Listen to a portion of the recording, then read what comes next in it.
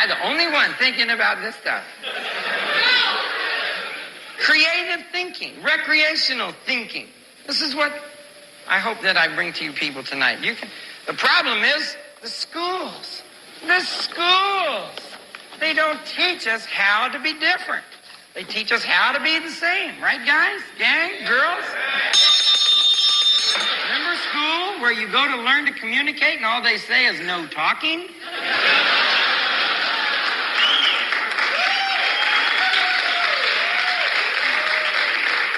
Makes no sense. It stifles the creative person who has questions to ask. Why are all the home ec teachers divorced? I remember at the very beginning, nursery school seemed strange to me. I heard a nursery rhyme about the three bears. Okay. Bear comes home, finds a blonde in his bed. He's pissed off because he's out of little porridge. It makes no sense. So I would ask questions about these things, and then I get in trouble for acting smart. Acting smart in school. Oh, excuse me. Get sent to the dean for acting smart. Gallagher, what's the matter with you? I'm okay now. You can send me back.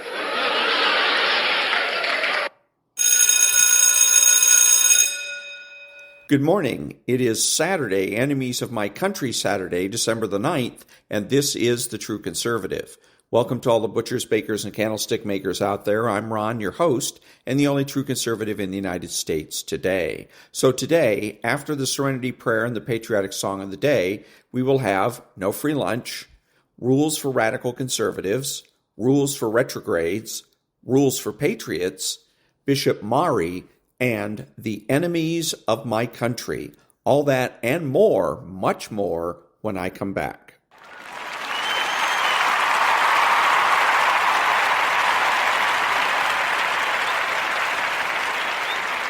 God, grant me the serenity to accept the things I shouldn't change, the courage to change the things I should, and the wisdom to know the difference. Amen.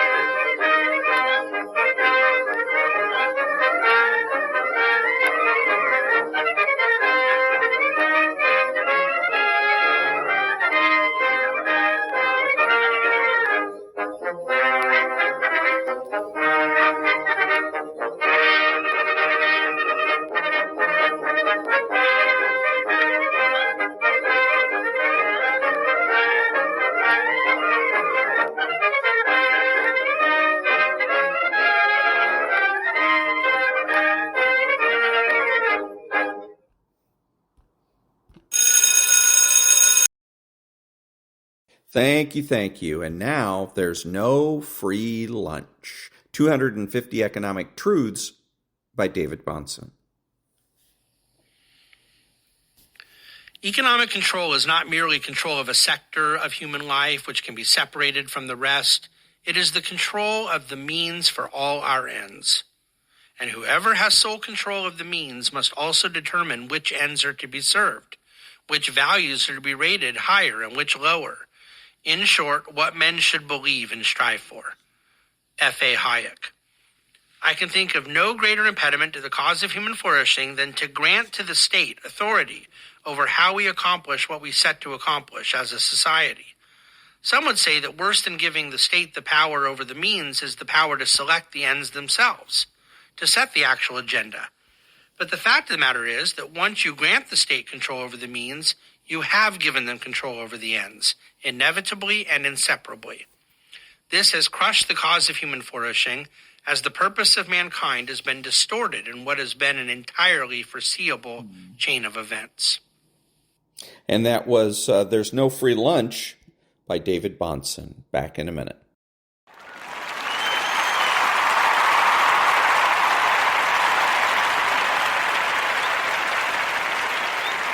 Thank you. And now, rules for radical conservatives. The future is now. By now, our nature should be pretty clear to you, as well as our intentions.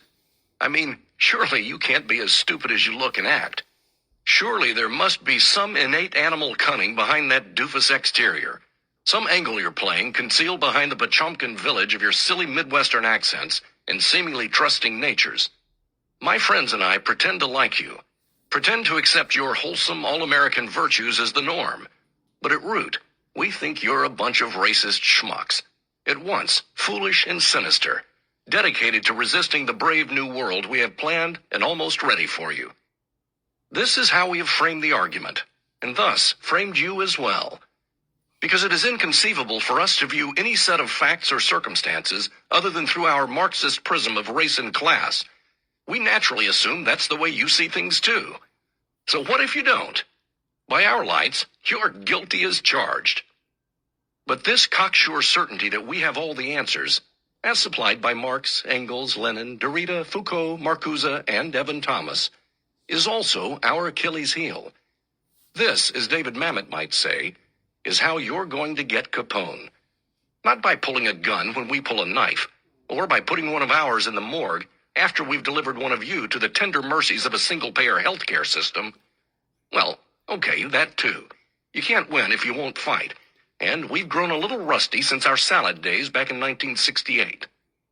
Still, it's hard for us to imagine that you can possibly see it any other way than our way, which is why our most useful of useful idiots duly, dutifully, and habitually hammer you on the op-ed pages of our major dailies. As you can tell, I am the smartest, most accomplished, and by far the best writer among my leftist tribe. And yet, even I, the great Kahane, am having a hard time fully grasping that the real reason you're resisting our Huxleyan New World Order is not that you're a bunch of resentful white boys who cannot accept the inevitable course of cultural change, but that you actually believe the American promise is given to everyone. That, unlike us, you don't see race first and foremost. That you don't see external traits as voting blocks. That you believe in the free will of the individual and not, unlike us, in the coercive power of the state. No wonder we hate you. You actually want this great experiment to work. In fact, unlike us, you're invested in its success. I realize that it's hard to accept that someone would deliberately set out to wreck the United States of America. But don't look at me like my side is the first one to try it. Putting aside for the moment the incidental difference that they were actually hostile foreign powers and not your fellow citizens, the Germans and the Japanese certainly intended to flush America down the Axis drain, swept away to the clang of the Iron Cross and the morning glory of the rising sun. But their error lay in thinking that somehow they could defeat a country protected by two oceans, a mighty arsenal that could turn its manufacturing infrastructure practically on a dime, to retool from making passenger cars to making Pershing tanks, a country that, unlike the Germans, who couldn't even cross the English Channel, could project its power and might overseas, could send its flying fortresses to fill the skies above Hamburg and Tokyo, and to rain death down upon them. Big whoops. The Soviets, Gaia bless them, had a better idea. They knew better than to tangle with the States, which is why you never saw the numerically superior Red Army ever try to scoot through the Fulda Gap into Germany. With all their missiles and space technology, the Soviets were smart enough and had a big enough inferiority complex not to tangle with the U.S. militarily, except around the edges. Sure, their ships and our ships played chicken on the high seas a lot, and we fought proxy wars all over the globe, letting the funny little brown people kill each other, doing the work Americans and Russians wouldn't do. But the Soviets' real genius was in working to take down the U.S. from the inside. And to that end, their intelligence agencies, the KGB and the GRU, military intelligence, waged a long, fierce war in the shadows to destabilize America. They had spies everywhere, littered throughout the State Department. Alger Hiss, take a bow. And working on stealing nuclear secrets, Julius and Ethel Rosenberg, George Cavall, come on down. They sent their agents into industrial plants, ensconced them in newspapers and magazines. Say hello, independent journalist Izzy Stone, and put them on the air. They had operatives whose only job was assuring the American people that there were no Soviet agents, that McCarthy was a hallucinating crackpot, that J. Edgar Hoover was a drag queen. Now, this may all strike you like the devil's greatest trick stuff, and in a way it is. When the Soviet Union finally came crashing down in 1991, the silence on our side, aside from a few stifled sobs, was deafening. We couldn't wrap our minds around the fact that the central reason for our entire existence, the thing that we had loved and cherished and nurtured and tried so desperately to transplant, had suddenly vanished, outlawed even, and we were left to figure out what had gone wrong. As usual, there was only one possible conclusion. Communism just hadn't been given a proper go. Besides, Russia was a lousy place for the experiment. As everybody knew, Germany was supposed to have been the mothership of the worldwide communist revolution, and if it hadn't been for that loathsome Hitler fellow, it might have been. Sure, we managed to revive blatantly socialist parties in all the Western democracies after the war, not only in Germany, but in Britain and France and Italy. But it wasn't really the same. All that hard work propping up a country where they couldn't even make a functioning elevator really depressed us, and we had a long hangover about it. Luckily, you were all so busy celebrating the end of history that we had time to rethink and regroup. And now, here we are. End of history, my pet rat's patootie. You had us on the ropes, and now look. Like the demon spirits in the movie Poltergeist, we're back! We're back in Russia, where the renamed KGB is doing its level best to deliver the Rodina back into the hands of either the Tsars or old dead Lenin himself. We're back in South America, where the banana republics retain their distressing tendency to turn into banana dictatorships pretty much every time some caudillo slips on a banana peel and decides to deal with the humiliation by organizing firing squads. As long as the Castro Bros or their heirs and assigns are still functioning in Cuba, we'll have a presence in the Caribbean. And of course, we never left China, which has a zillion-man army and a bunch of really good computer nerds at its beck and call, for the day when push finally comes to shove and the Guomindang needs beachfront property in Honolulu. But America, this land is your land, this land is my land. She is the big prize, the shining city on the hill. She is the thing that history's first rebel, Lucifer, saw at the bottom of the lake of fire.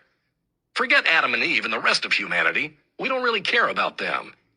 But if we can bring the mountain to Muhammad, so to speak, the struggle will have been worth it. The long march a success. For it doesn't matter if we succeed in making our pathetic system work. We know it won't. What does matter, though, is that we reduce you to our level, to show the universe that Satan is at last the master of God, and that the true meaning of equality is misery. To that end, a joke from the old country. It seems there were two farmers, Ivan and Mikhail, living side by side and equally poor, probably thanks to the crimes of the kulaks, thankfully eliminated by Comrade Stalin through the simple Soviet expedient of starving them and shooting them. As that Uncle Joe famously said, you can't make an omelet without breaking a few eggs.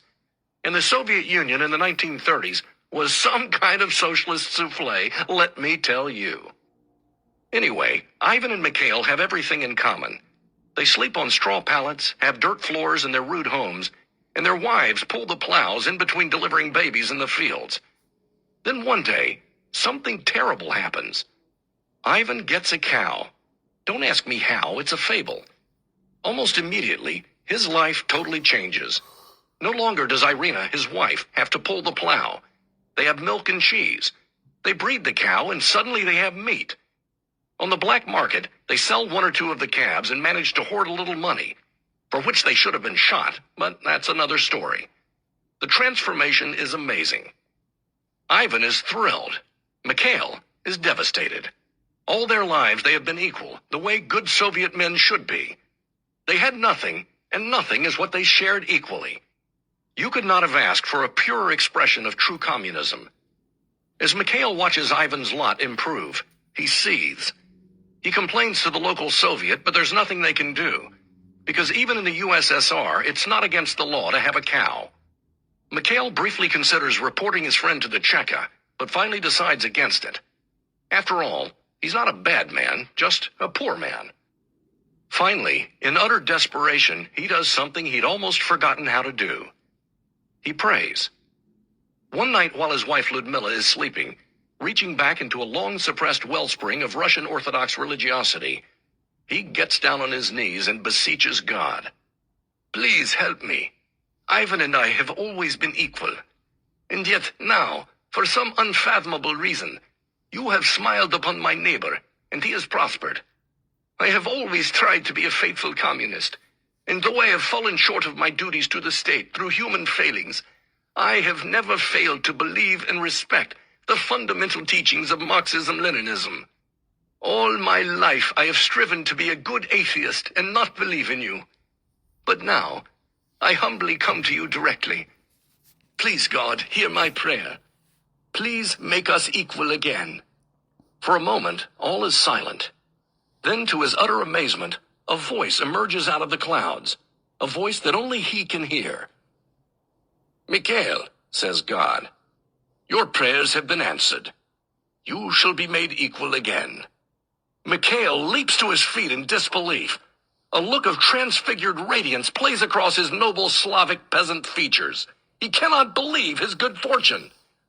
Oh, good, he exclaims. You're going to kill Ivan's cow. That sound you hear is us sharpening our long knives. And that was Chapter 13 of The Rules for Radical Conservatives by David Kahane. Back in a minute.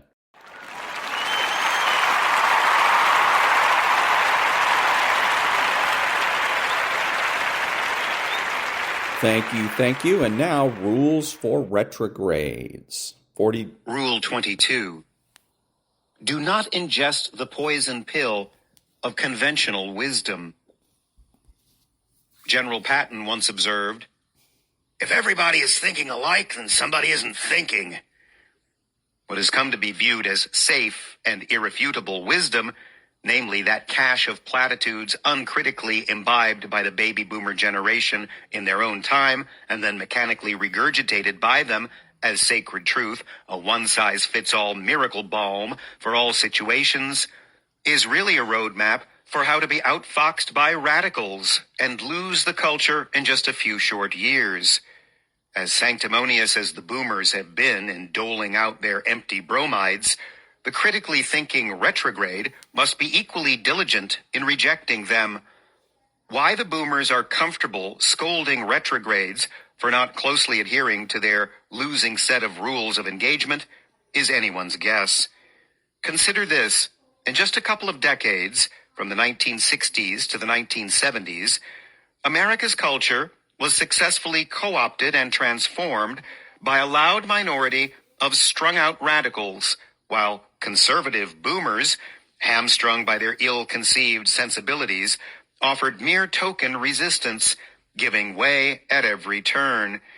20 years' time gave us no-fault divorce, abortion on demand, ubiquitous contraception, mainstream feminism, the working mother, religious indifferentism, the welfare state in the form of the Great Society, draconian environmentalism, destigmatized drug use and fornication, and a watershed federal piece of gun control legislation, the Gun Control Act of 1968. Yet, Conservative boomers feign indignance when younger generations refuse to march in lockstep with their feckless advice. It's like the Cleveland Browns demanding, with straight faces, that the rest of the NFL's teams should make use of their playbook. No thanks. We'll look elsewhere, anywhere else. Boomers, you failed us. Your time is up. Kindly retire to the ignominy of the shadows and rid us of your bad ideas once and for all. So what are examples of the sorts of boomerisms that are to be spurned with extreme prejudice? The list is long, but it's worth producing some notable examples for posterity. Boomers are obsessed with cosmetics over substance. They insist on scolding retrogrades for the tone that we use when doing ideological battle against radicals. They have made "thou shalt be nice" into the 11th commandment. They are constantly finger-wagging at zealous young retrogrades who proclaim truth with fiery speech. They insist that retrogrades must use a sanitized speaking style, devoid of passion, devoid of flair, devoid of any hint of righteous anger about the iniquity of the left. They believe that it's inherently sinful to use speech with teeth, to show ire, to meet evil ideas with harsh rebuke, when in fact, Thomas Aquinas teaches just the opposite. It's disordered to not act on righteous anger, to let evil go undenounced, according to the angelic doctor. Bold, clear, and sometimes angry speech is the only kind of speech that is effective in calling the hoi polloi out of the stupor into which they've been placed by the constant deluge of radical propaganda. If Trump's 2016 presidential campaign shows us anything, it shows just how foolish the mindless boomer attachment to anodyne speech really is. We were breathlessly told by conventional pundits during the course of the election that Trump would have to soften his tone to win the general election because suburban women don't like negativity. In the wake of Trump's resounding victory, have the talking heads recanted their flawed advice? Have they reconsidered their attachment to insipid, idle affirmation? Of course not. Nevertheless, what matters is what you say, not how you say it. Don't let anyone tell you differently.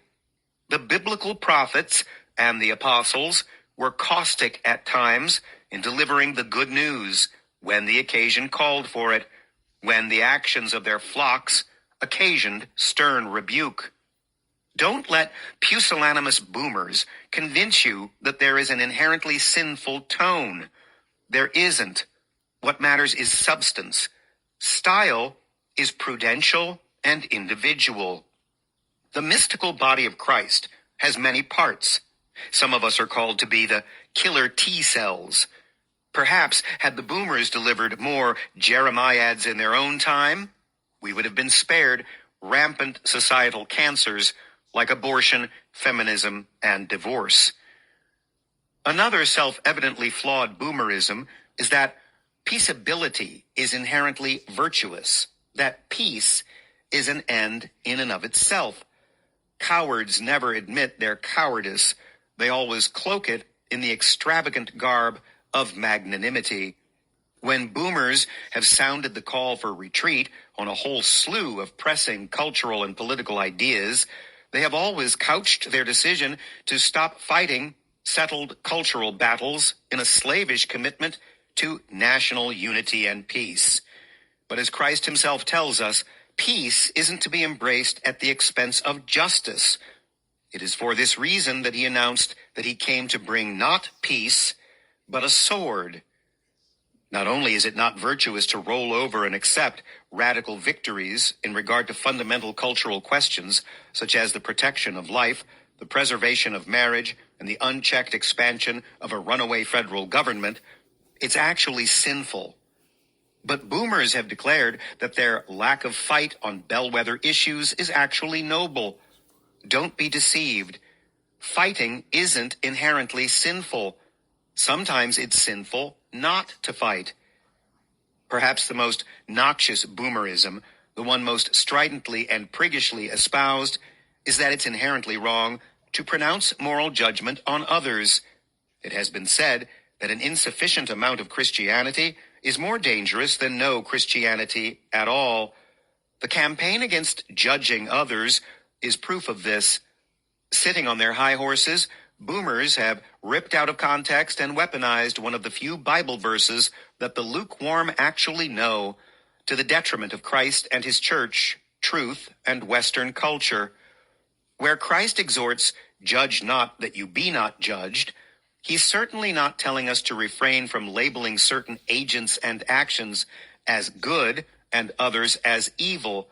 If he were, then he couldn't, without contradicting himself, instruct us elsewhere to judge with right judgment. And if your brother sins against you, rebuke him.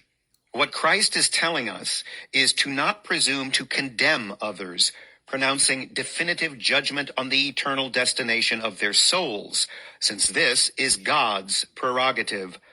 He's also telling us not to harp on the relatively small flaws of others to the neglect of our own larger flaws. However, the righteous man, whose flaws are relatively benign compared with the vices of baser men, actually has a duty to correct others. This is why the church has long recognized that admonishing the sinner is one of the spiritual works of mercy. Not only should we not refrain from making moral judgments about others, we are actually bound in our consciences to make such judgments in order to guide the culture in a just direction and to care for the souls of our fellow men.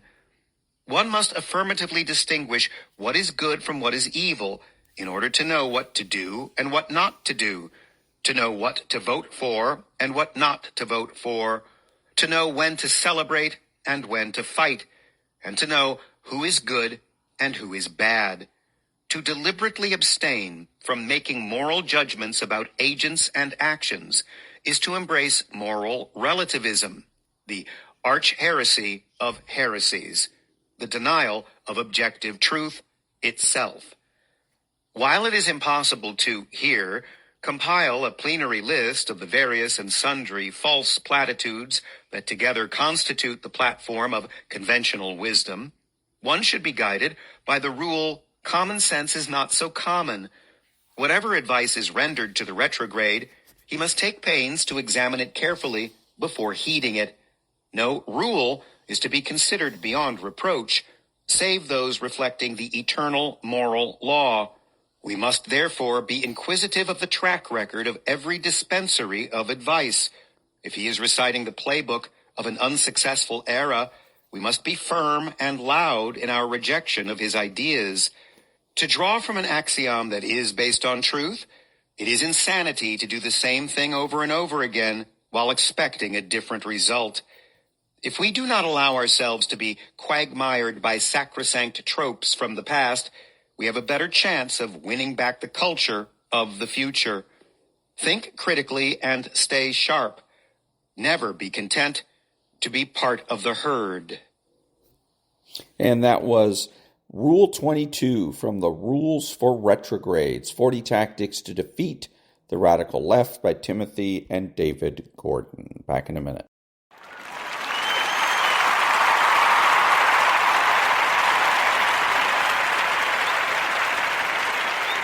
Thank you. And now, Rules for Patriots by Steve Deese. Blowout equals mandate, and Walker got one of those as well.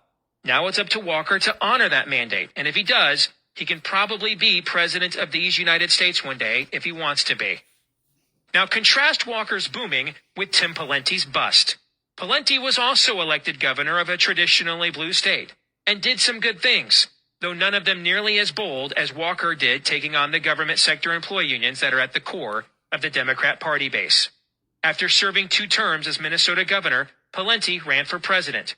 Despite spending more money leading up to the crucial Iowa straw poll than any of his fellow competitors, and the fact Iowa is a neighboring state he visited enough to qualify for residency, Pawlenty was out of the race 5 months before the actual Iowa caucuses because of a poor showing in the Iowa straw poll. Perhaps it's because folks saw Pawlenty as a hack, and they see Walker as a leader. Remember when Pawlenty labeled Romneycare as Obamacare in an interview during the 2012 Republican presidential primary cycle, and then in a debate the very next day, cowardly declined to confront Romney directly when he had the chance. 3 days prior to the Iowa straw poll, Pawlenty looked me right in the eye and told me, quote, "I'm running so that someone like Romney doesn't become our nominee." He even took documentation of Romney's appalling record appointing judges in Massachusetts, where 22 of the 36 judges he appointed were Democrats. I shared this documentation with Pawlenty, and he brought it up at the pre-straw poll presidential debate 24 hours later. A month later, though, Pawlenty endorsed Romney for president. Now, Pawlenty isn't a rhino. He's a Republican. A rhino runs as pro-child killing and then governs that way. A rhino runs as big government and stays that way. A rhino runs as anti-family and pro-immorality and stays that way. A Republican runs as a conservative and may even do some conservative things when it's easy. But when push comes to shove, a Republican will put his own comfort ahead of his country. Rhinos are almost always native to traditional blue states, so they're easily identifiable. Republicans are more versatile, which makes them more dangerous and more prevalent. Since they offer no real threat to the liberal power structure, they can win in blue states, and since they know what conservatives want to hear, they can win in red states.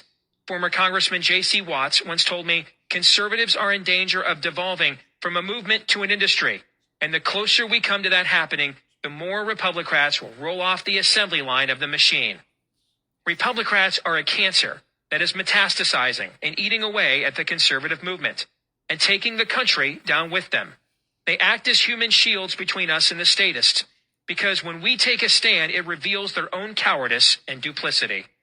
Don't waste time wondering what the motivation for their treachery is, because whether it's gutlessness or corruption, the end game is still the same. Any good pastor will tell you part of his job is to feed sheep and shoot wolves.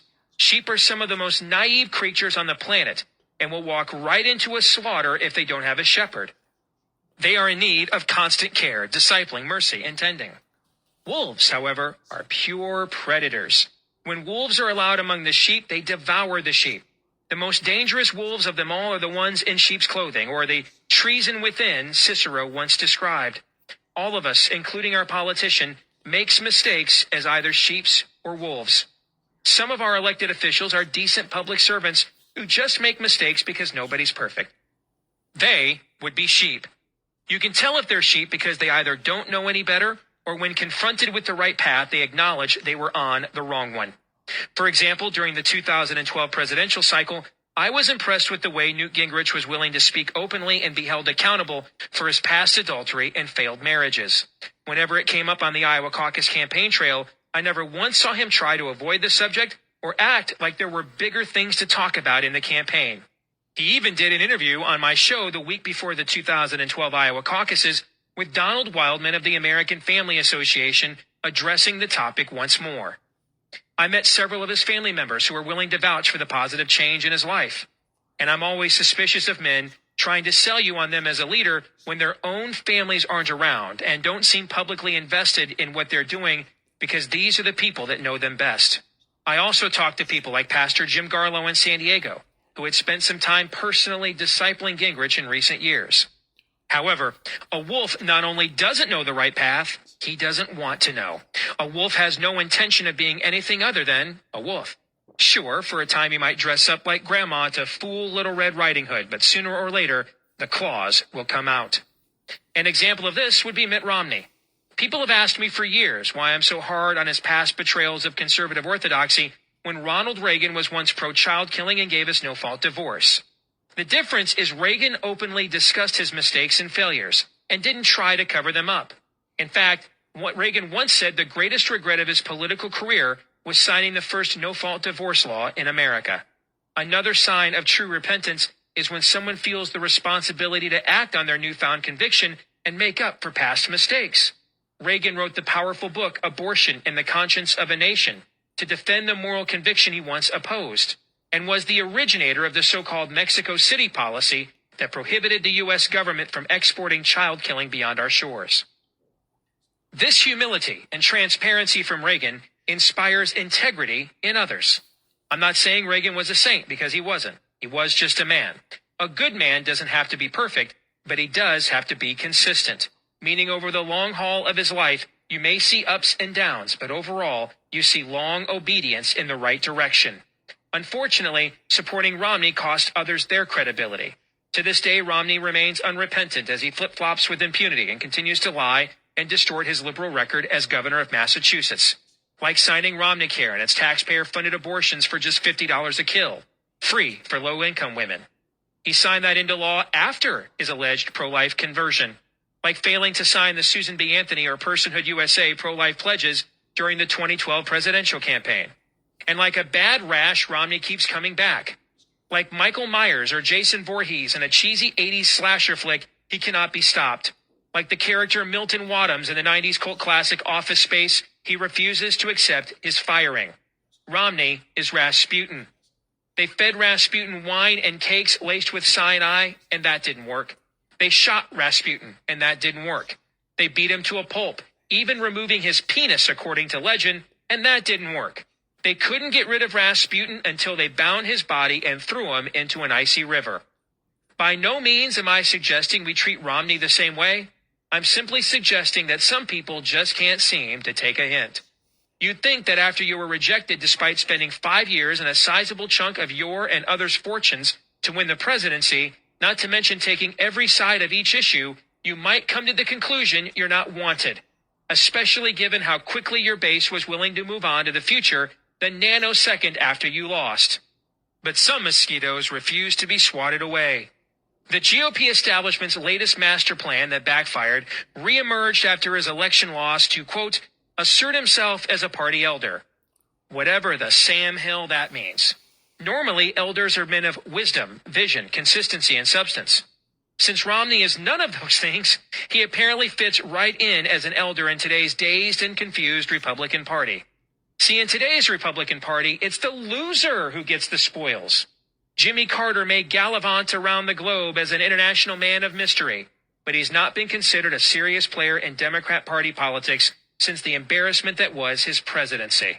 Keep in mind that unlike Romney, Carter actually won the White House against an embattled incumbent president. Romney, ironically enough, finished with 47%. Why anybody would take seriously a man who was only the third person in American history to lose to a president who actually lost support from his previous election is beyond me. It would be like today's young NFL quarterbacks taking advice on how to win the Super Bowl from Tony Romo instead of Tom Brady. But there were rising GOP stars like Chris Christie, Paul Ryan, and Rand Paul lining up to be feted at a Romney retreat in 2013. And there was Romney urging Republicans not to defund Obamacare, which, don't forget, was actually Romney's horrible idea before Obama's. Instead, Romney urged the Republican Party to, quote, rally around electable candidates, unquote. Like Romney. You can't make this stuff up. Dan Balls of the Washington Post came on my show once to discuss his book, Collision 2012, about the 2012 presidential election, which was really a book about every election the Republicans have lost since 1976. The names just changed to protect the not-so-innocent. In the book, Ball said the Romney family took a poll about Dad running for president in 2012, and Willard himself wasn't in favor of running. Romney didn't want to run, but now he just can't stay away. Romney has now officially flip-flopped on everything. A man that wants to portray himself as a reluctant warrior has become a zit that will not pop, and he's not alone. Whether it's Bob Dole or John Littleball of Hate McCain, several past GOP nominees have come out of the woodwork to provide their unsolicited, unsage advice on why the GOP keeps losing. And that was the next part of Chapter 4 of Rules for Patriots, How Conservatives Can Win Again by Steve Deese.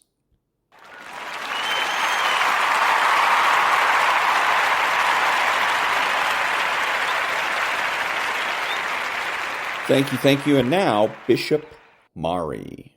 This right here is heavy. Listen to this message to the Roman Catholic Church. We need to pray for Pope Francis and the Catholic Church in general. Then we need to pray for every pope, every patriarch, and every church leader. Because what is happening in the church, very sad. Very sad. Very sad. If any church comes to this level and say that we need to embrace LGBTQ, R, STU, V, Y, Z, X, Y, I don't know what else, and it is absolutely normal, and it's not against the biblical teachings. That is no longer a church, and that leader is not a leader anymore. No matter who he is, what he is, I don't really give one penny. The Roman Catholic Church needs to repent, and we need to continue to pray for them. Views still stand for truth. Follow and subscribe for more. And that was Bishop Mari. Back in a minute.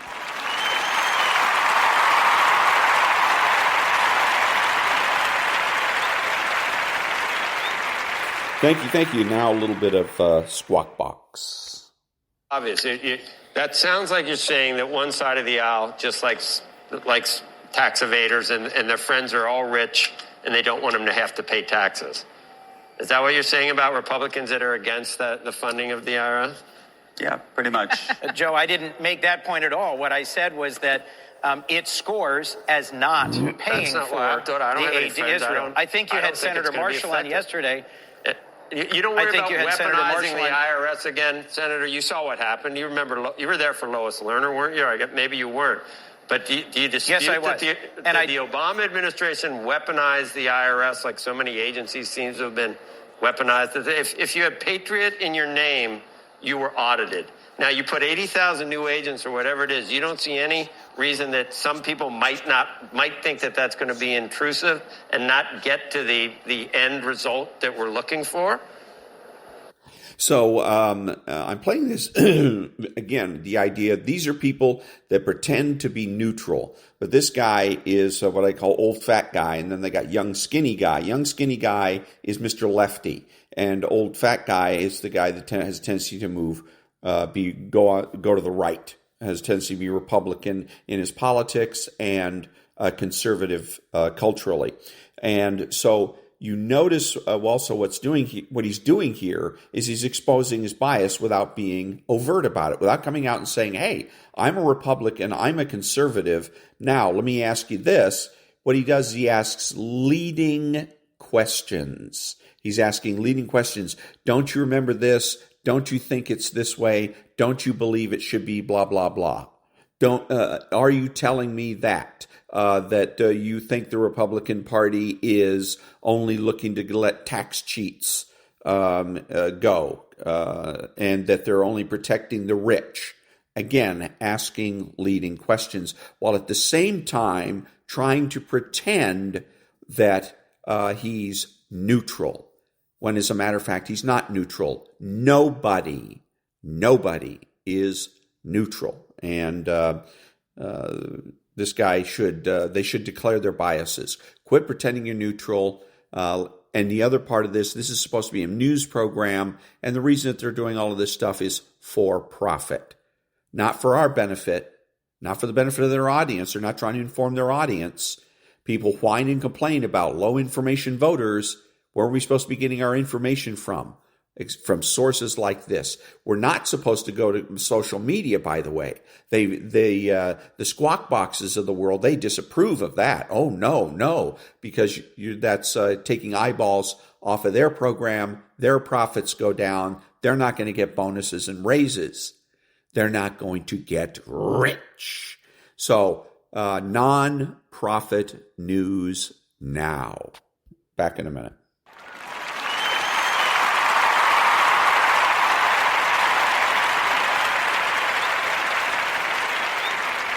Thank you. So as a reminder about transsexualism, the whole idea of transsexualism that people on the supposed right and the supposed Republicans are missing is the fact that with transsexualism is fundamentally an attack on reality itself. Okay, there's nothing more real than somebody's sex, whether you're male or you're female, and that's that. And there's no more fundamental attack on reality than transsexualism. This is why it's so important to the left to try to drive this home, because they believe that with reality, capitalism, without reality, socialism. Why are they attacking reality?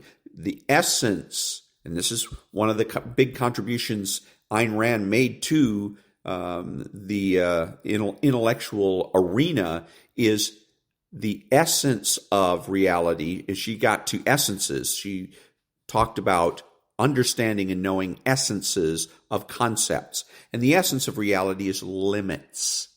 With limits is common sense, and with common sense is capitalism, conservatism, etc., whereas without limits, socialism. So if they can convince enough people to pretend and act as if there are no limits in life, then they think that they can get people to convince themselves that they are socialist and that they should and will vote for socialism in the future. Back in a minute.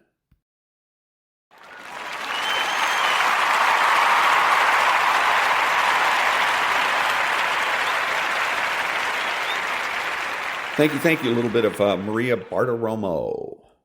Horrifying Virginia home explosion, all caught on camera. Cheryl Crisoni with all the details now on this incredible story. Cheryl. Oh, yeah, Maria, the video is incredible. Watch this. So there you go. And they go on to show a video of a house literally exploding while a search warrant was being conducted. So, but you hear the glee in her voice. Oh, watch this. Because again, this is for-profit news, and if it bleeds, it leads. And so anytime they have anything, especially on video, if they got any disaster or they've got bloodletting, that people are getting shot or stabbed or whatever it is, especially when it comes to weather, tornadoes and floods and things of that nature, these people are so happy because they believe that the ratings are going to go up, and when the ratings go up, that they're going to get richer. So, non-profit news now.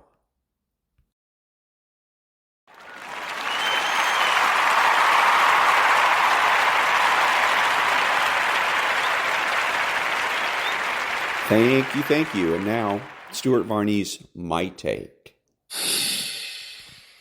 COP28, the great climate confab, is descending into farce, and it's not over yet.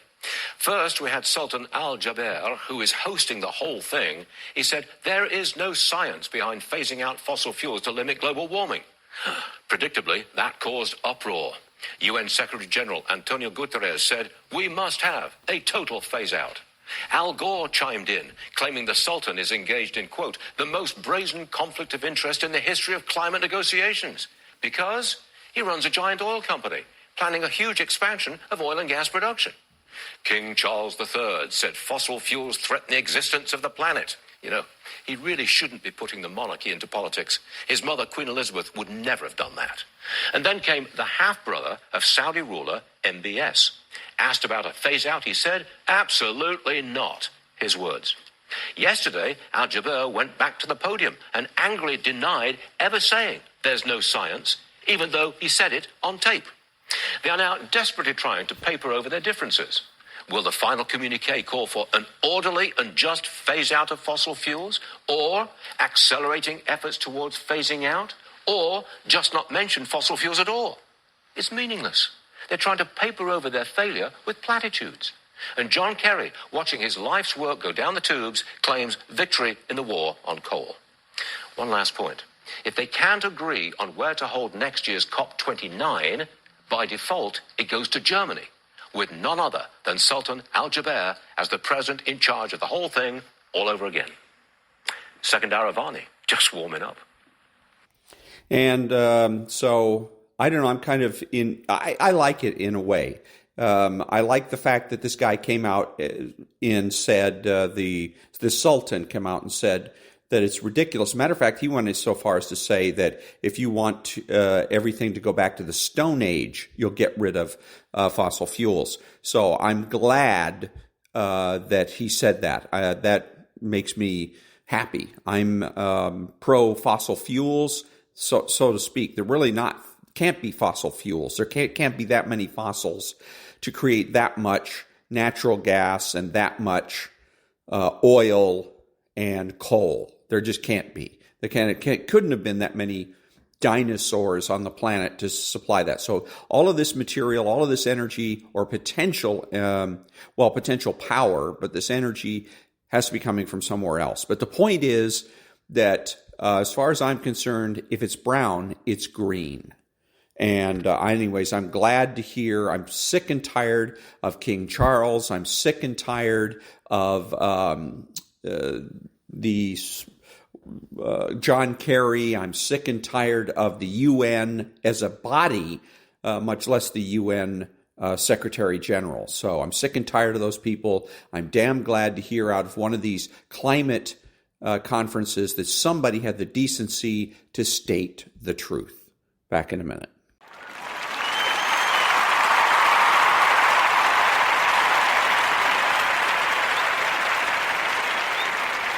Thank you. So I'm listening to Hugh Hewitt, and he's talking about Christian nationals. And the reason he's talking about it, of course, is because he was in the news. And he seems to forget that the news media is just simply a mouthpiece for the Democrat Party and for socialism and socialists in general. And that what the goal of the news media is to keep everybody talking about the things they want to talk about. So they want to talk about Donald Trump all the time. They want to talk about white nationalism, etc. Those are the subjects they want us to talk about, instead of talking about the things that we conservatives and Republicans want to talk about, such as defunding Planned Parenthood and dealing with the budget, having, say, zero-based budgeting, for instance. Those are just two of the things that we could be and should be talking about, instead of wasting so much time talking about the things the left wants us to talk about. They want us to talk about Joe Biden because if we're talking about Joe Biden, we're not talking about defunding Planned Parenthood. We're not talking about impeachment. We're not talking about some of the other issues that are on the table for us. We're not doing our own thing, so to speak. As long as they set the table, we're going to be responding or reacting to them, and that leaves them in control of the national agenda. It also sets them up for 2024. If the 2024 elections are going to be, how are they going to be? How are we going to be deciding who it is that becomes president? Is it going to be based on patriotism? Is it going to be based on compassion? Is it going to be based on something else? And if we as Republicans and conservatives just simply talk about the things that the news media wants us to talk about, then we're less likely to win in any election, much less 2024. So we need to start getting to the point. Hugh Hewitt needs to do that. All the other talk show hosts need to do it. Quit reacting to everything you see or hear on television and start coming up with a list of things that are, let's say, a wish list, a Republican/conservative wish list, and we need to start talking about those. Back in a minute.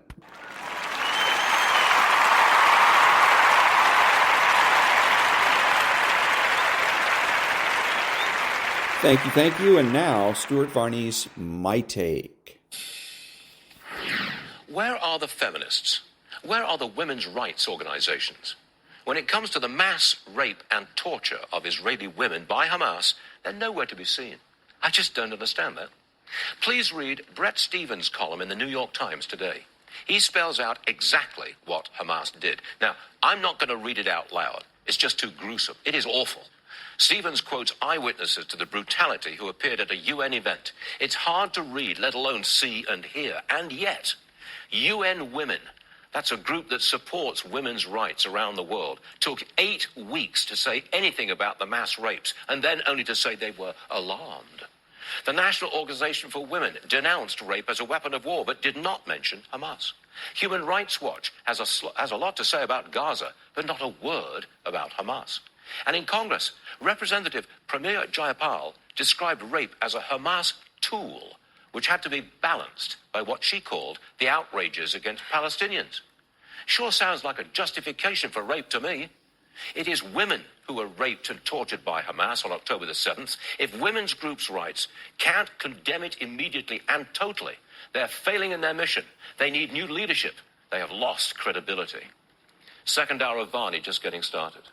So the fear is the issue here. For Hamas, terrorism is a worldwide situation here. It's a worldwide tool.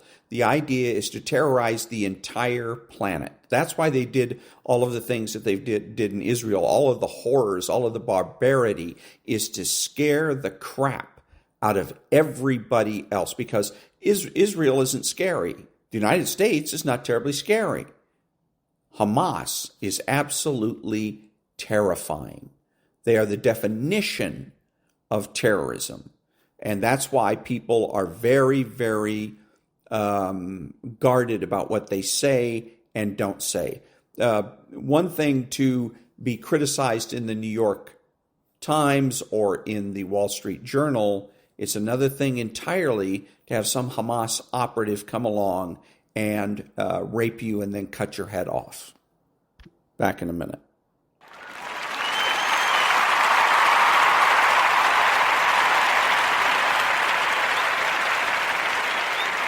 Thank you. Now a little bit of Squawk Box. They're talking about there is the unemployment numbers, which are down for this month, by the way. But he's expanding on all of the numbers, and is one of the guys at Squawk Box. If you look through the process by which the stock and bond market have worked together, you were talking about this the last hour. I just want to show this graphically. Stocks rallied when bond yields fell, and they fell when bond yields rose. But then if you zoom in just a little bit closer, that disconnect, they've now become disconnected right now. If you look in now, all of a sudden stocks are kind of downish while yields are still falling. I don't know the reason for the disconnect. I guess at some point as the economy cools, you start to worry about how much it's cooling. Maybe the market rallied a lot and it's just a pause before new money comes in. And as we talk about, stronger hands come forward here. But I just want to point that out, that what has been good for the stock market in terms of lower bond yields these last several days has not been the case. I'm personally not sure why. So there you go. The point of this, all of this, is notice how he's talking about the stock market and the bond market as though they are sentient life forms. He says that the stock market and the bond market have worked together. Really? So is there an address for the bond market? Is there an address for the stock market where I can go and knock on their door and convince them to do otherwise? And his whole conversation was gibberish.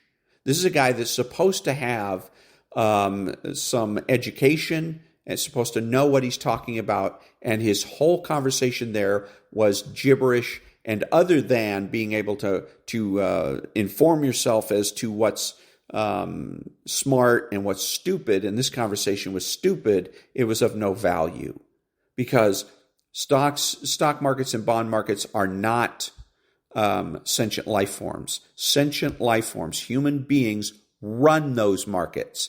And the people that run those markets, or the institutions, are investment banking places.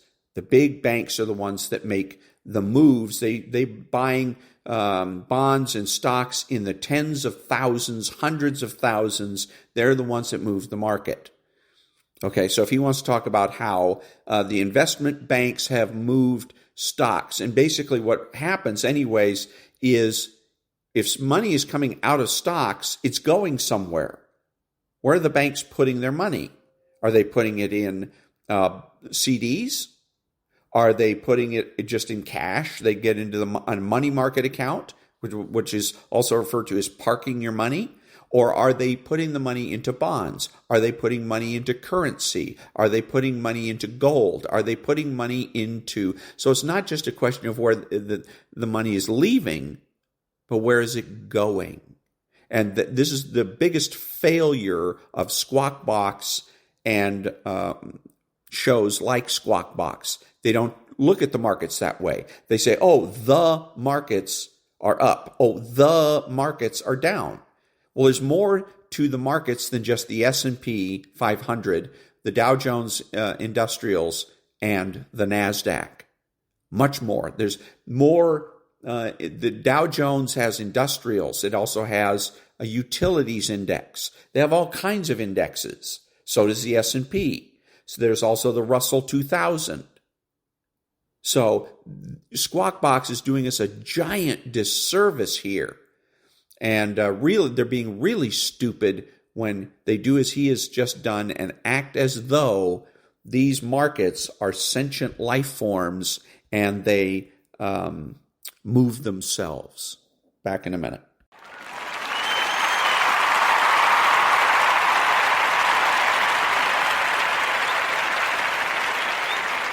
Thank you. So there was a so-called debate, Republican Party debate last night, and it's not a debate. A debate is where you have two people and you have a resolution, such as resolved, the United States should nuke Russia. And one person takes the yay, the affirmative, the other person takes the negative, and then you have judges, and there's time limits and all that. And there's a winner and a loser. And in this particular case, no. All this is it's designed to get ratings so that Fox and their employees can get rich and get rich at our expense. It's simply meant to be entertainment, and that's why I never bother with it. I didn't watch last night's debate. I didn't watch any of the other debates, and I'm not going to because they're not debates. It's a lie. It's fiction. And and the reason for it, again, is ratings. This is why we need nonprofit news now, because we deserve better than this.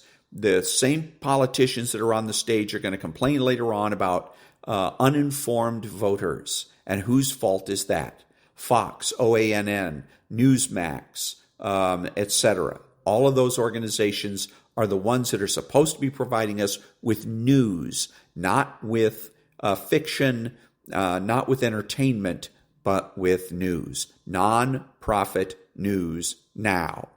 Back in a minute.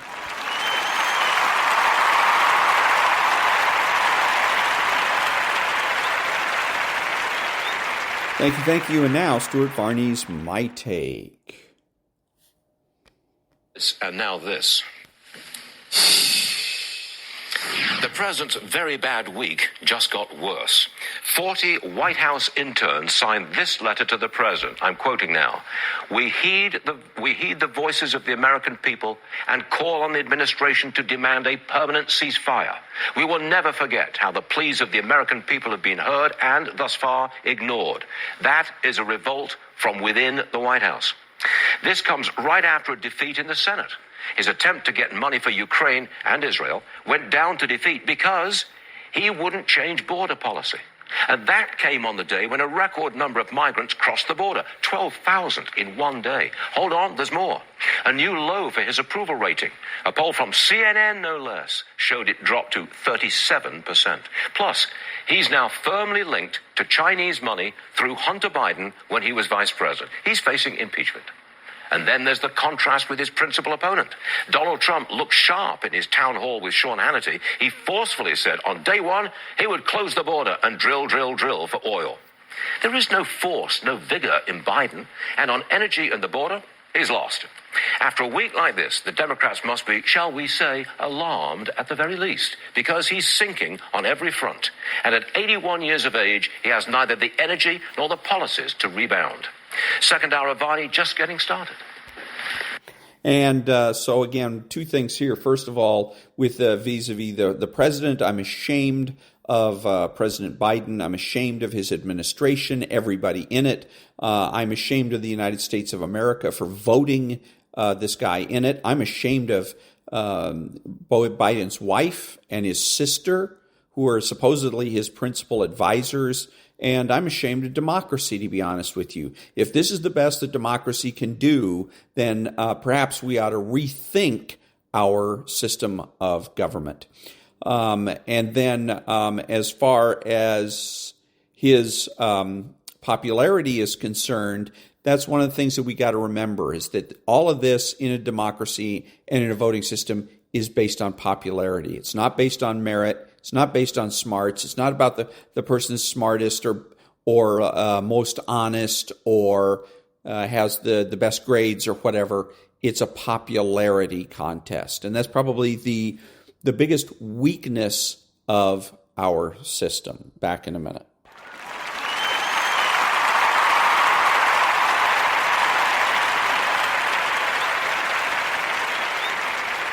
Thank you. A little bit of squawk box here, and this is going to be kind of interesting.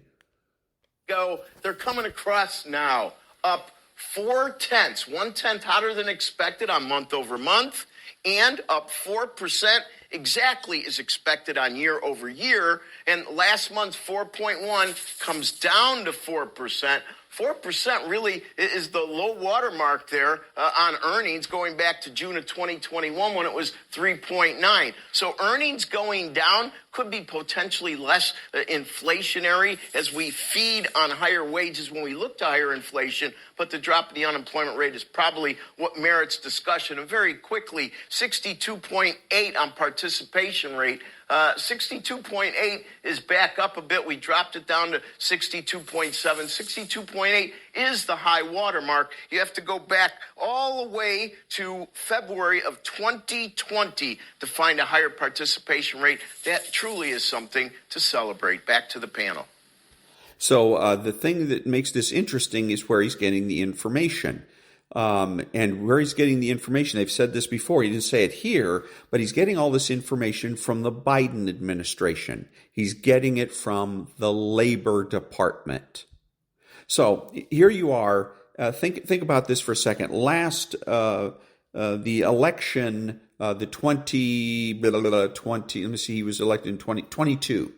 Right? The midterm elections Republicans didn't fare nearly as well as everyone thought they were going to. They're projected to fare. But that was because, in part, the economy didn't do as badly as everybody anticipated. We didn't go into a recession, and prices stabilized.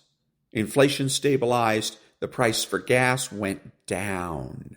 Now, if the Biden administration could be and should be, for anybody who's got a brain in their head, looked at immediately to see if there's evidence that the Biden administration had tampered with anything. As far as gas, maybe they went ahead and put more oil in the system, or otherwise perhaps put in some kind of a temporary fix to temporarily lower gas prices. But in particular, since they're the ones that issue the statistics, the Biden administration can tell America that the inflation rate is whatever they want it to be.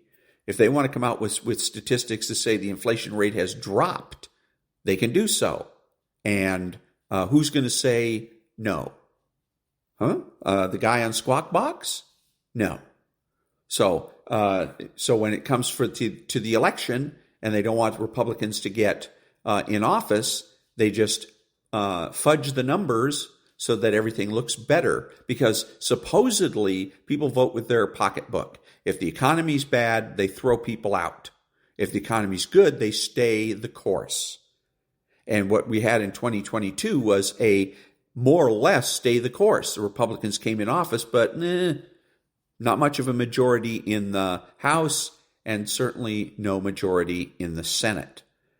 And again, if people are voting their pocketbooks and what they perceive is that the economy is not nearly as bad as people predicted it was going to be, so we're going to go ahead and stay the course. But again, where are we getting the information? From the Biden administration, not exactly a neutral source. Back in a minute.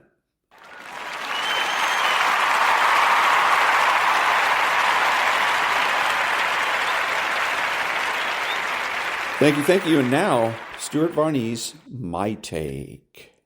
Our editorial at this time yesterday, was all about the president's very bad week. Well, as we round out the week, it just got much worse.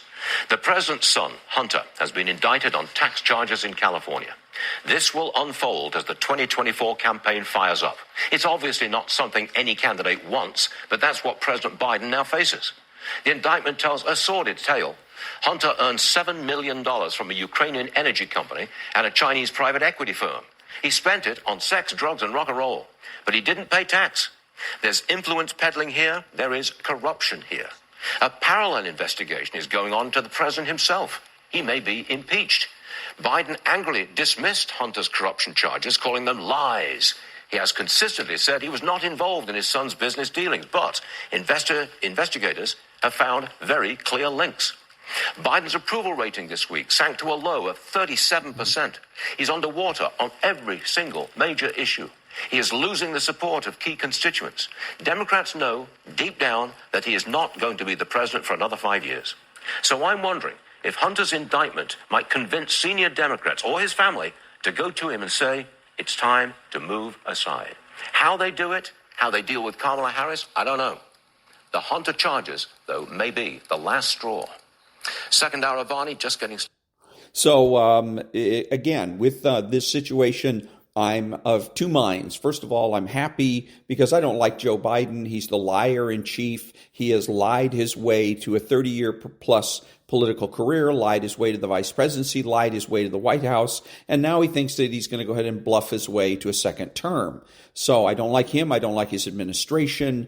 And I'm not a big fan of any of his family members either. His wife and his sister are supposed to be as big as advisors.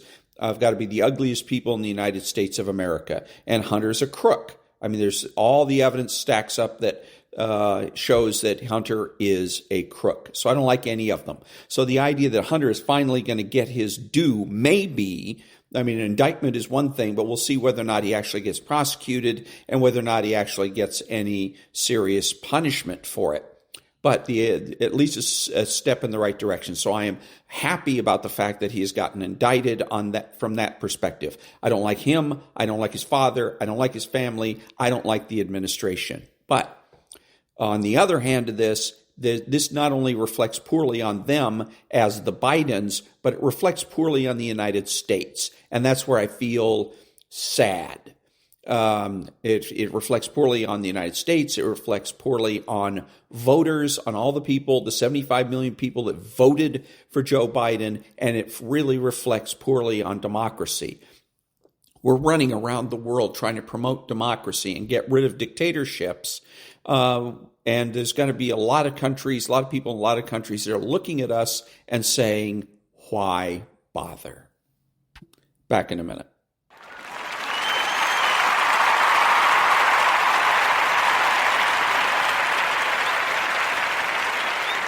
Thank you. And now, from the 33 Strategies of War, we pick up with Chapter 2, Do Not Fight the Last War. By Sun Tzu. Thus, one's victories in battle cannot be repeated. They take their form in response to inexhaustibly changing circumstances.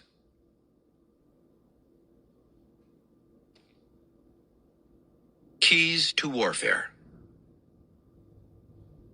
In looking back on an unpleasant or disagreeable experience, the thought inevitably occurs to us, if only we had said or done X instead of Y, if only we could do it over.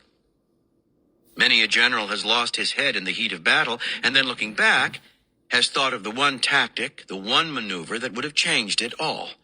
Even Prince Hohenlohe, years later, could see how he had botched the retaking of Vierzehnheiligen.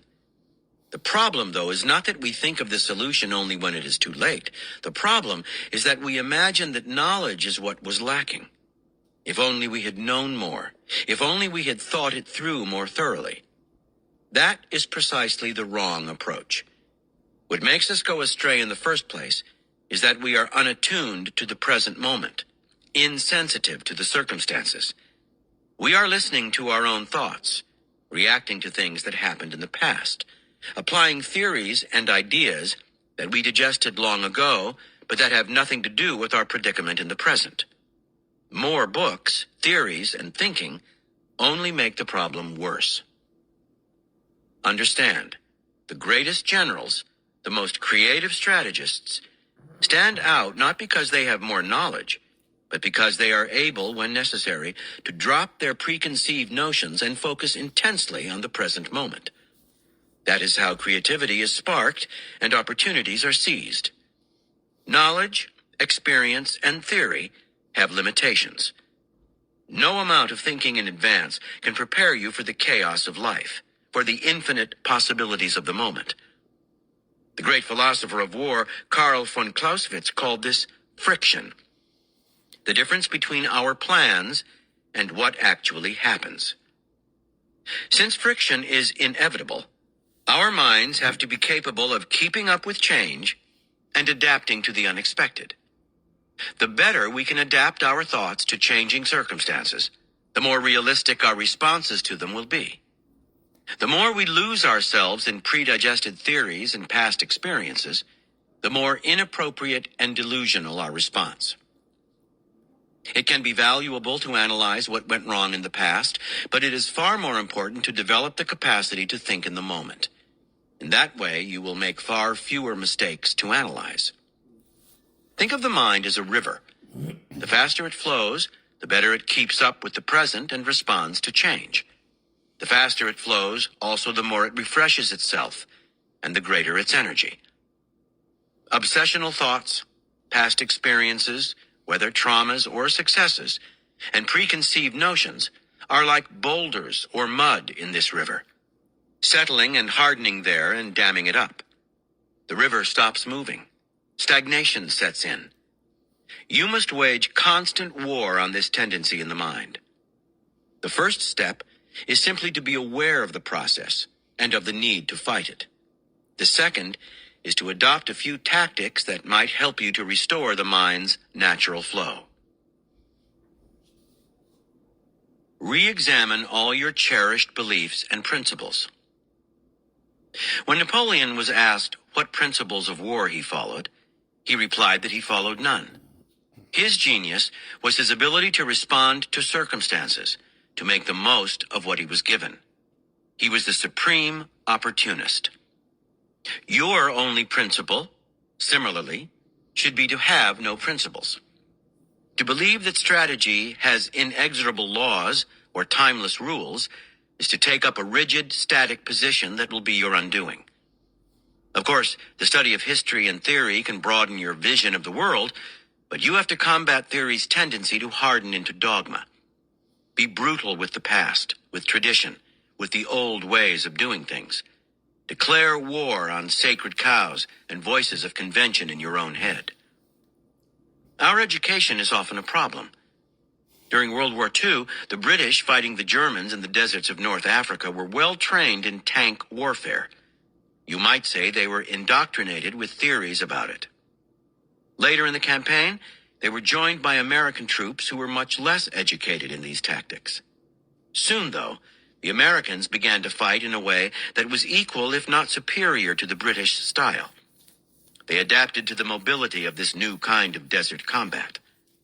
According to Field Marshal Erwin Rommel himself, the leader of the German army in North Africa, the Americans profited far more than the British from their experience in Africa, thus confirming the axiom that education is easier than re-education. What Rommel meant was that education tends to burn precepts into the mind that are hard to shake. In the midst of combat, the trained mind may fall a step behind, focusing more on learned rules than on the changing circumstances of battle. When you are faced with a new situation, it is often best to imagine that you know nothing and that you need to start learning all over again. Clearing your head of everything you thought you knew, even your most cherished ideas, will give you the mental space to be educated by your present experience, the best school of all. You will develop your own strategic muscles instead of depending on other people's theories and books. Erase the memory of the last war. The last war you fought is a danger, even if you won it. It is fresh in your mind. If you were victorious, you will tend to repeat the strategies you just used, for success makes us lazy and complacent. If you lost, you may be skittish and indecisive. Do not think about the last war. You do not have the distance or the detachment. Instead, do whatever you can to blot it from your mind. During the Vietnam War, the great North Vietnamese general, Vo Nguyen Giap, had a simple rule of thumb. After a successful campaign, he would convince himself that it had actually been a failure. As a result, he never got drunk on his success, and he never repeated the same strategy in the next battle. Rather, he had to think through each situation anew. Ted Williams, perhaps baseball's greatest pure hitter, made a point of always trying to forget his last at-bat. Whether he'd gotten a home run or a strikeout, he put it behind him. No two at-bats are the same, even against the same pitcher, and Williams wanted an open mind. He would not wait for the next at-bat to start forgetting. The minute he got back to the dugout, he started focusing on what was happening in the game taking place. Attention to the details of the present is by far the best way to crowd out the past and forget the last war. Keep the mind moving. When we were children, our minds never stopped. We were open to new experiences and absorbed as much of them as possible. We learned fast because the world around us excited us. When we felt frustrated or upset, we would find some creative way to get what we wanted and then quickly forget the problem as something new crossed our path. All the greatest strategists, Alexander the Great, Napoleon, Musashi, were childlike in this respect. Sometimes, in fact, they even acted like children. The reason is simple. Superior strategists see things as they are.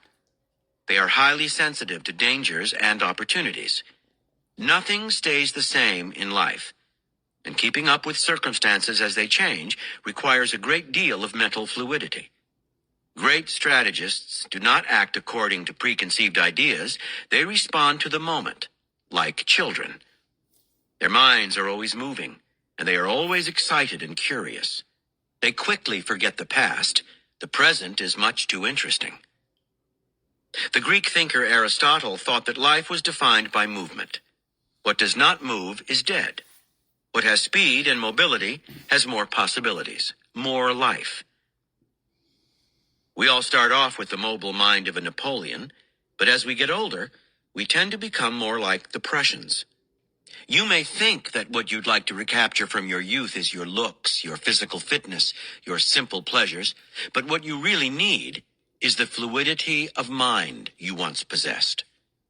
Whenever you find your thoughts revolving around a particular subject or idea, an obsession, a resentment, force them past it. Distract yourself with something else. Like a child, find something new to be absorbed by, something worthy of concentrated attention. Do not waste time on things you cannot change or influence. Just keep moving. And that was the 33 Strategies of War, second part of Chapter 2, Do Not Fight the Last War. Back in a minute.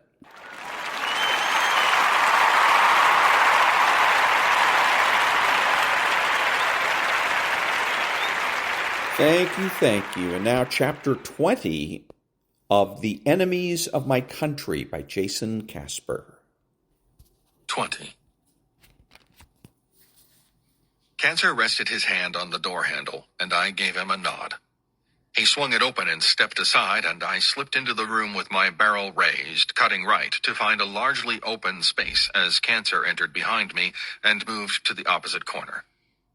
My team was in the process of performing a soft clear, not kicking down doors, but nonetheless flowing from room to room at 80% speed, giving clearance to one another's sectors of fire as we moved.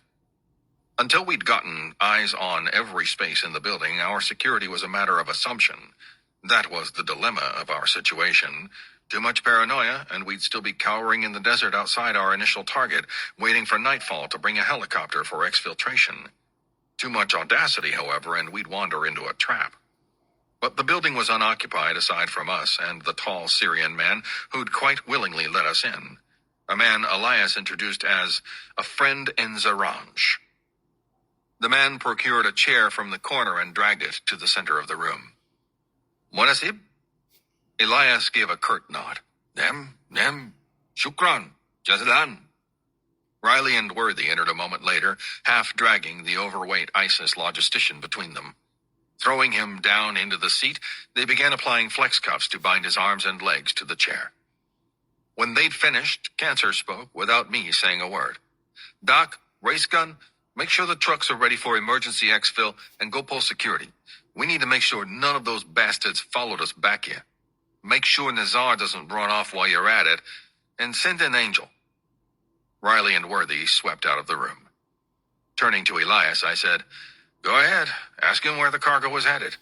Sure, Elias replied, switching to Arabic and rattling off a question. To my surprise, the man replied at once, his tone almost courteous. Perhaps, I thought, the reality of his situation was finally sinking in. But Elias barked a laugh, glancing at me with a raised eyebrow. He says he is engaged in sexual congress with my mother, sister, and daughter. Ian entered the room then, walking to my side without a word. Try again, I said. Elias did so in spectacular fashion, whipping a backhand across the logistician's face so hard I half expected it to knock the man unconscious.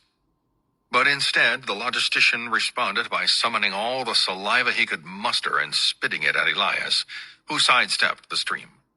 So far, not too good. He asked another question in Arabic with similar results. Cancer raised an imploring arm and let it fall to his side. Suicide, I'm telling you. Not everything we do requires a cancer solution, but this fat bag of fuck sure does.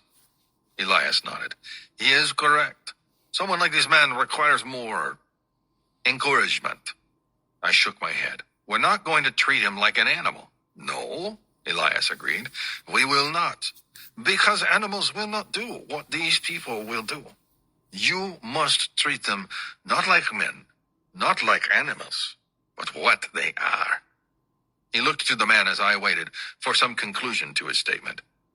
But when Elias met my gaze, he said only, You want this cargo?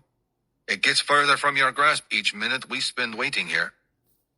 I walked to the corner of the room, waving for Ian and Cancer to follow. Shoot me straight, Ian. He leaned in and whispered, What do you want me to say, David? If the agency grabbed this guy, they'd have a pro team of 30-year interrogators breaking him down with days of sensory deprivation supervised by a full staff of doctors. And that's exactly what'll happen once we hand him off. Until then, well, we found the rockets about 6 hours ago, and until Duchess tells us otherwise, they're as good as gone. Cancer was nodding in agreement, and I replied to Ian, Go help the guys pull security. Whatever's about to happen, I've seen worse. I know. I left unspoken the real reason I wanted Ian gone, not because I was worried about him reporting me for any transgressions of our operational authorities, but because I didn't want him reliving this event in his dreams for the next few years. Just the same, I want you to go. I'll get you if I need anything else. Ian departed, slipping through the door as Cancer put a hand on my arm and whispered, David, maybe this guy knows something, maybe he doesn't. But you're never going to be able to live with yourself if we give him the VIP treatment and a bunch of civilians die as a result. So let's get it done, boss. He released my arm and I looked to Elias. Find out everything. The old Syrian's eyes crinkled with satisfaction. My way? Yes, your way. He spoke Arabic to his friend who nodded and moved off to another room. As we waited for his return, Elias began circling the man in the chair with predatory anticipation, a series of footfalls I suspected he'd done many times before. Cancer removed his fighting knife from its sheath and showed it to Elias, who shook his head and clucked in disapproval. Looking crestfallen, Cancer sheathed the blade and turned away. Then Elias said to us, I may need you both to hold him. He could be quite unwilling to remain still. My stomach churned. Whatever was about to happen here, Cancer and I were going to be not just witnesses, but active participants. And when the torture ensued, it would occur because of my order. At best, I was making a ruinous moral compromise for no reason at all. At worst, we'd elicit details of a terrorist attack that we were too late to stop. In the middle of those two scenarios was a third option, one too unlikely to allow anyone but Cancer to witness the proceedings ahead. But it represented a small chance that the logistician knew actionable intel about a terrorist attack that we still had the opportunity to stop. And until we'd ruled that out, I was unwilling to let my personal sensibilities get in the way of continuing our mission any way we could. I heard Elias's friend return and cringed at the thought of what his reappearance would bring. If Elias disapproved of Cancer's knife, and our guns had proven of no use to sway a hardline member of ISIS, then what exactly would work? Whatever the answer, Elias's friend was about to carry it into the room. When he entered with a single item in his hand, I was momentarily confused and then disgusted. It was a clear plastic trash bag. Elias accepted it with a brief exchange in Arabic, and his friend left the room. Then Elias let the bag fall open, looking to me with a single question. Shall we? Without warning, he threw the bag over the logistician's head, pulling the plastic tightly around his neck with one hand. The man began thrashing immediately, and Cancer and I intervened to hold him still from the shoulders. You better not kill him, I grunted. Elias shook his head. Look to the corners of his eyes. Still white. He is fine. The suffocating logistician, however, was most decidedly not fine. The man's mouth was gasping like a fish, his eyes wild and panicked as he began inhaling the plastic bag. Then Elias said, Only now do we start to have a problem. The corners of his eyes. You see the red dots? Yeah. Blood vessels bursting? Indeed. Only seconds remain to let him breathe. Then let him fucking breathe. Not yet, he replied, watching the man's legs, waiting for some signal I didn't understand, until the puddle of urine began spreading across the chair. Elias whipped the bag off the logistician's head as the man took shrill gasps of air, heaving breaths as the crimson flush subsided from his face. Good boy. Elias patted the man's arm amid the stench of urine. Have some air. Stay alive for me. Crouching next to the man, Elias waited for him to speak. He didn't have to wait long. As soon as he'd processed enough oxygen to make a sound, he began speaking Arabic so fast that I doubted Elias's ability to comprehend the words. But Elias was listening with his head cocked, nodding softly as he translated for me. There was to be a handoff of the cargo, which was to be routed to Sipaya. He says they told him no other details, but he overheard someone discuss some attack. It will occur 5 days from yesterday. What's the target? I asked. Elias didn't answer, instead throwing the bag over the man's head once more. I grabbed Elias's shoulder. If he dies, so do you. But Elias shrugged off my hand. Too much air and he will recover his wits. Then we have to start over and it becomes impossible to tell when he is going to die. Trust me. Cancer said, just let Elias do his thing. We already lost the rockets, man. Time to find out where they'll be used. I had no way of knowing whether Elias was being truthful or if he simply wanted to impart as much pain on a member of ISIS as he could. And in the end, I had little choice but to let him continue. If I didn't, those rockets would be sent into flight against some strategic target, and given what I knew about Bari Khan, my guess was that it would spell the death of thousands of civilians in some Chinese population center. Elias removed the plastic bag, and the logistician once again took seizing gasps of air as his interrogator asked, I stayed off? This time, some of the man's words sounded familiar. Fi Medina, Charlottesville, Fi Velaya, Virginia. Elias said, in the state of Virginia, a city named Charlottesville. You know this place? It took me a moment to respond. What I had just heard was impossible, and yet Elias was watching me lucidly, waiting for a response. So too was Cancer, though his expression bore significantly more surprise. After all, he knew I lived in Charlottesville and seemed equally as dumbstruck in that moment as I was. But this didn't make any sense. Bari Khan's wrath should have been directed against his native government. The Chinese administration had killed his wife and daughter along with countless Uyghur civilians, and there was nothing of significance in Charlottesville, except, of course, my family. Yes, I nodded, feeling the color drain from my cheeks. I know this place. Find out what else he knows. The man was still speaking, though shaking his head as he did so. Elias said, he said this is all he knows about the target. That was the only comment he overheard. Hit him again. I believe he tells the truth. I didn't ask what you fucking believe. Hit him again. Elias gave a leisurely shrug, throwing the bag back over the man's head and sealing the bottom with a fist against his neck. We must be careful, Elias explained. He will not last as long each time we do this. See, there? The red dots are getting bigger. Then he pulled off the bag, revealing the logistician's horrid expression. His eyes were wide but sightless, the whites blotched with blood, his round face a blighted vision of fear as he spoke in strained Arabic. "What else?" I asked. Elias shook his head. "This is all he knows. I believe he speaks the truth."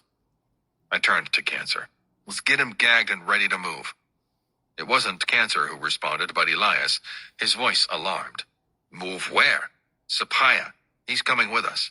"No, this is impossible. My friend can release him once we are gone. Otherwise, he will slow us down." I shook my head. "I'll see to it that he won't, and I have other friends who will want to speak with him. Let's go." Elias nodded, relaxing as if resigned to my decision. He brought a hand to his stomach as if scratching an itch, then dipped his palm beneath his shirt and drew a tiny automatic pistol. I dove forward to tackle him, hearing the pop of a gunshot a moment before colliding with Elias and driving him to the ground. Looking back, I saw I was too late. The logistician's head was marred by the round red mark of a bullet hole, a greasy slick of blood and brain matter sprayed from the exit wound along the floor. Elias grunted under my weight as Cancer torqued his arm and recovered the pistol. Riley darted inside, taking in the scene. Cancer said to him, "Get back out there and pull security. We've got it under control." "What happened in here?" "Elias just executed our prisoner." But Riley's eyes were taking in the truth of everything that transpired before that, the puddle of urine, the plastic bag abandoned on the floor. Cancer repeated, "Get back out there and pull security. I ain't gonna tell you again." Riley left, leaving me to half shout at Elias. "What the hell was that?" The side of his face was pressed against the floor as he replied, "You want to know why I did not ask you to bring my family to America? Because these savages raped my wife before butchering her and my sons. You want to shoot me? Help yourself. But if you want to find this cargo, you need my help. You will not get far with Nizar alone." I pushed myself off Elias and stood. He did the same, rising to brush the dust from his clothes in a dignified motion before Cancer threw his chest into the wall, frisking him for other weapons. When he'd completed his check from behind, Cancer swung Elias around and began sweeping the man's front from top to bottom. I had my rifle poised, ready to gun Elias down for resisting. But he made no move to stop Cancer's search. To the contrary, he held his arms out to make the process easier and watched me with a languid smile. "Relax," Elias said nonchalantly. "My friend will take care of the body. It is no problem. And in any case, he was begging me to kill him." For once, I didn't know what to say. Whether or not the logistician knew any further information didn't matter now. Nor could I stay mad at Elias for long. He'd successfully procured the cargo's true destination, as well as the timing and location of the attack. I didn't doubt the information for one reason alone. The target was my hometown. That didn't make any sense to me, but the logistician could have listed any major city in the world. Instead, he'd identified a location that I was 100% sure he'd have no other way of knowing. Elias didn't know where I was from, and there were no elaborate circumstances by which this intel dump could have been staged as a diversion. At the same time, I was angry at myself. As enthusiastic as Elias had been about going after ISIS, I should have thought something was wrong when he didn't ask us for a weapon. But the revelation that Charlottesville was the target of a terrorist attack had shown me who I truly was at heart. All morality was stripped away in that moment, and if Elias hadn't risen to the task of torture as a means of procuring further information, then I gladly would have.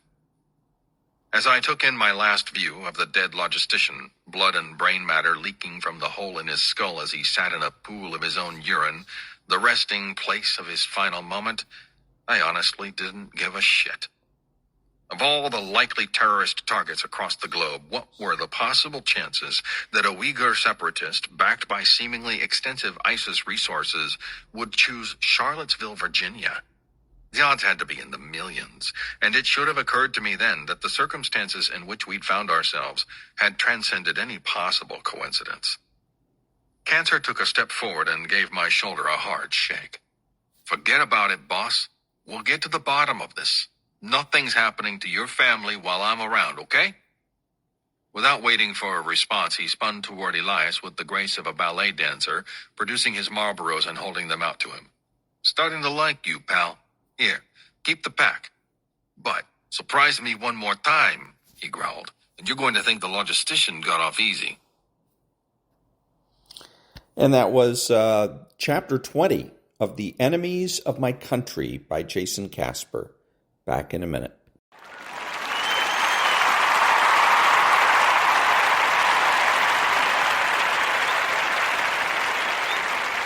Thank you. This is Ron, your host, the only true conservative in the United States today, bidding adios to all the butchers, bakers, and candlestick makers out there, and reminding you to be honest, smart, and beautiful, and remember that the left has no authority, no power, and they can't win.